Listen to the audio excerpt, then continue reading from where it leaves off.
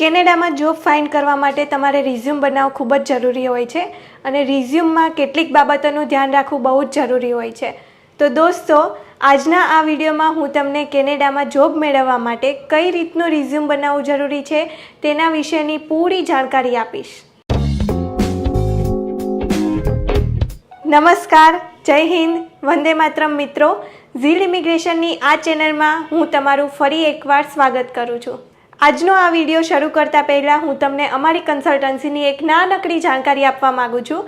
અમે આ ચેનલમાં વિઝિટર વિઝા, સ્ટુડન્ટ વિઝા અને ઇમિગ્રેશન વિઝા સાથે જોડાયેલી ઘણી બધી નવી અપડેટ, ન્યૂઝ અને માહિતીના વિડીયોઝ અપલોડ કરીએ છીએ, જેથી કરીને લેટેસ્ટ માહિતી તમારા સુધી પહોંચતી રહે. કેનેડામાં જોબ મેળવવા માટે તમારું રિઝ્યુમ સારું એવું હોવું જોઈએ. તમે જે પણ ફિલ્ડમાં જોબ મેળવવા માગો છો તેના વિશે પહેલાં થોડું રિસર્ચ કરો. આ ઉપરાંત તમારે જે પણ કંપનીમાં એપ્લિકેશન કરવી હોય તો તે કંપની વિશે પહેલાં થોડી માહિતી મેળવો, તેના વિશે રિસર્ચ કરો. ત્યાર પછી તમે તમારા પ્રોફેશનલ બેકગ્રાઉન્ડને સરખી રીતે તેમાં ટાઈપ કરી શકો છો, જેથી કરીને તમને જોબ મેળવવામાં થોડી સરળતા રહે. તો હવે હું તમને જણાવું કે કેનેડા માટે તમારે રિઝ્યુમ બનાવવામાં કેટલી બાબતોનું ધ્યાન રાખવું જોઈએ. તો સૌથી પહેલાં, જ્યારે તમે રિઝ્યુમ બનાવો તો ત્યારે તમારો ફોટો તેમાં મૂકશો નહીં, કારણ કે કેનેડામાં તમારા સીવી સાથે તેમાં ફોટો મૂકવો જરૂરી નથી.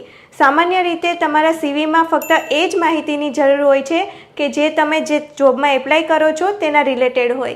ત્યારબાદ કોઈ પણ વસ્તુ ઓવરશેર ના કરશો. તમારા સીવીમાં બહુ જ પર્સનલ ઇન્ફોર્મેશન એડ કરવાની કોઈ પણ પ્રકારની જરૂર હોતી નથી, કારણ કે જે એમ્પ્લોયર હોય છે તેમને માત્ર તમારું નામ અને તમારો સંપર્ક કેવી રીતે કરવો તેની જરૂરિયાત હોય છે. તમે કયા દેશના છો, તમારી કઈ જાતિ છે, કયો ધર્મ છે, મેરિડ છો કે અનમેરિડ છો, તેવી કોઈ પણ પ્રકારની પર્સનલ ઇન્ફોર્મેશનની તેમને જરૂર હોતી નથી. અને જો ઇન્ટરવ્યૂમાં આ પ્રકારના કોઈ પણ ક્વેશ્ચન પૂછવામાં આવે છે તો તે ગેરકાયદેસર પણ હોઈ શકે છે. આ ઉપરાંત તમારો સીન નંબર એટલે કે સોશિયલ ઇન્સ્યોરન્સ નંબર એ કોઈ પણ જગ્યાએ શેર કરવાનો હોતો નથી, જેથી કરીને રિઝ્યુમમાં તમારો સીન નંબર એડ કરવાની કોઈ જરૂરિયાત હોતી નથી. જ્યાં સુધી તેઓ તમને જોબ ઉપર એમ્પ્લોય તરીકે હાયર નથી કરતા ત્યાં સુધી તેમને સીન નંબરની કોઈ પણ પ્રકારની જરૂરિયાત રહેતી નથી. અને તે બહુ જ ઇમ્પોર્ટન્ટ ડોક્યુમેન્ટ અને નંબર છે, જેથી કરીને જ્યાં લીગલી જરૂર હોય ફક્ત ત્યાં જ તમારો સીન નંબર શેર કરવો. તમારા સીવીમાં ફક્ત તમારી જે સ્કિલ હોય છે, તમારો કોઈ એક્સપિરિયન્સ હોય છે, તમારું નામ, મોબાઈલ નંબર, ઈમેલ આઈડી એવી જે જરૂરી માહિતી હોય છે તે ખાસ લખવાની જરૂર હોય છે, કારણ કે તેના દ્વારા તેઓ તમને કોન્ટેક્ટ કરી શકે છે.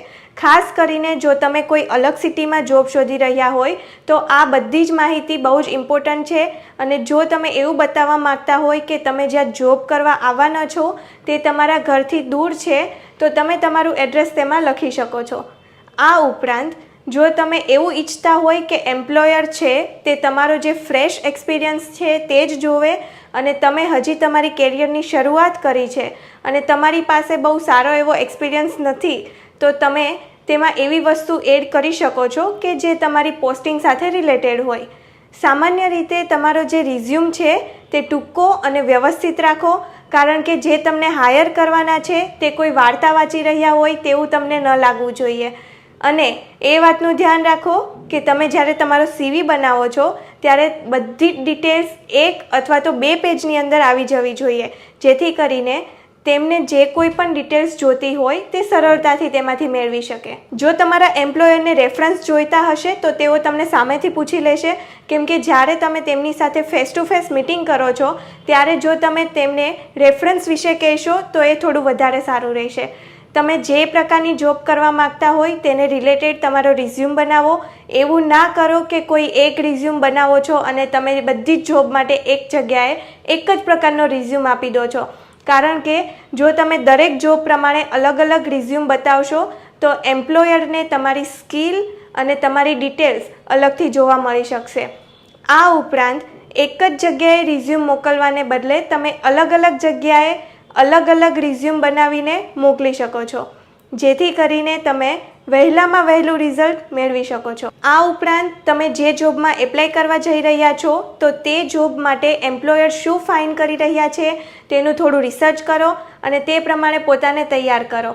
આ ઉપરાંત તમારા રિઝ્યુમના પહેલા પેજ ઉપર તમારી જે સારી સારી સ્કિલ્સ છે તેને ભૂલ્યા વગર તેમાં એડ કરો, જેથી કરીને એમ્પ્લોયર તે સૌથી પહેલાં જોઈ શકે. આ સિવાય જો પોસિબલ હોય તો તમારી જે એચિવમેન્ટ્સ છે તેને નંબર સાથે કમ્પેર કરવાની કોશિશ કરો.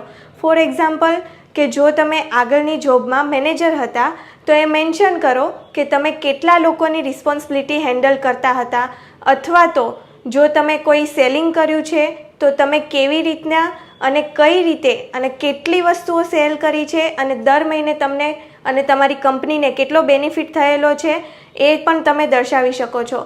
આવી રીતે તમારી જે એચિવમેન્ટ્સ છે તેનું એક લિસ્ટ બનાવો, જેથી એમ્પ્લોયર તેને સરળતાથી સમજી શકે. આ ઉપરાંત તમારી પાસે સારું એવું વર્ક એથિક છે તે બોલવાનો કોઈ મતલબ નથી, પરંતુ તમે તેને પ્રેક્ટિકલ વેમાં એક્સપ્લેન કરી શકો છો. જેમ કે તમે તમારી કંપનીની વેબસાઇટ ઉપર 1 વર્ષમાં કેટલો પ્રોફિટ વધાર્યો છે તે તમે તેમને બતાવી શકો છો. ત્યારબાદ તમે જે કંઈ પણ લખો છો તે એકદમ શોર્ટમાં અને એકદમ ક્લિયર રીતે લખવા જોઈએ, અને તમે કોઈ ત્રીજી વ્યક્તિ માટે લખો છો તો તે શોર્ટ ફોર્મેટમાં લખવું જોઈએ.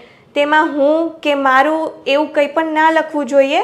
તમારા વર્કના એક્સપિરિયન્સ માટે તમે જે કંપનીમાં જોબ કરતા હતા તે કંપનીનું નામ અને એડ્રેસ તેમાં ઉમેરી શકો છો, અને તમારું જે કંઈ પણ રિસ્પોન્સિબિલિટી હતી તેનું એક લિસ્ટ બનાવો, અને તમે જેટલા સમય માટે તે કંપની માટે કામ કર્યું હોય તે સમય પણ તેમાં તમે એડ કરી શકો છો.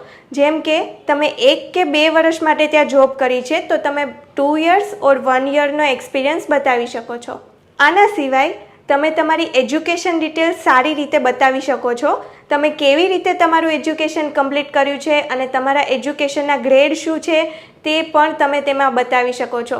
તો આટલી વસ્તુ ધ્યાનમાં રાખવાથી તમારો કેનેડાનો સારો એવો રિઝ્યુમ બની શકે છે. તો આ હતી રિઝ્યુમ બનાવવા અંગેની પૂરેપૂરી માહિતી, અને આ વિડીયો તમે અહીં સુધી જોયો છે એટલે કે આ વિડીયો તમને જરૂરથી ગમ્યો છે.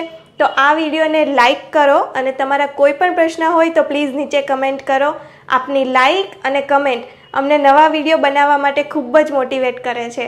અને જો આ ચેનલ પર તમે પહેલીવાર આવ્યા છો તો આ ચેનલને જરૂરથી સબસ્ક્રાઈબ કરો અને બેલ આઇકન દબાવો, જેથી કરીને વિઝાને લગતી તદ્દન નવી માહિતી તમને ઝડપથી મળી જાય.